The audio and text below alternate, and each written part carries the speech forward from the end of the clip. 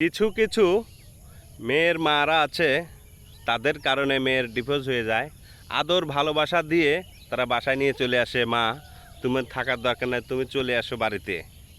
এখন ওই মেয়েদেরই এমন হয়ে যায়, পরবর্তী 1 বছর 6 মাস যাওয়ার পরেই ওই মাই ওই মেয়েদের দেখতে পারে না। আমি ওই মায়েদের দৃষ্টি আকর্ষণ করব, আর ওই মেয়ের বাবাকে দৃষ্টি আকর্ষণ করব।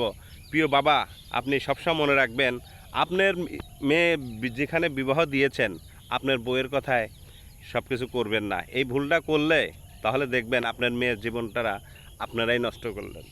তবে হ্যাঁ, আমার আরেকটা কথা আছে, যদি দেখেন যে এইরকম মেয়ের মার কারণে মেয়ের ডিভোর্স হয়েছে, তাহলে আপনি আপনার স্ত্রীকে ডিভোর্স দিয়ে দেন।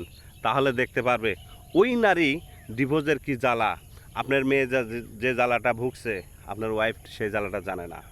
এই জন্য মেয়ে বিবাহ দেওয়ার পরে ডিসিশন নেবেন স্বামী স্ত্রী দুজন মিলা, যে কি করা উচিত, কিভাবে সংসারটা মেয়ের ভালো করে দেওয়া যায়, শান্তি আসে এবং ভালোভাবে বুঝ দেওয়া যায়। আর যদি মেয়ের মাই শুধু রাজনীতি করে, নেতামি করে, তাহলে ওই মেয়ের দুর্ভোগ আছে। এই জিনিসটা আপনারা এবং আপনার চারপাশে যারা আছে সবাই অ্যালার্ট থাকবেন এবং সতর্কবার্তা দিয়ে দেবেন। ভাই, আসসালামু আলাইকুম।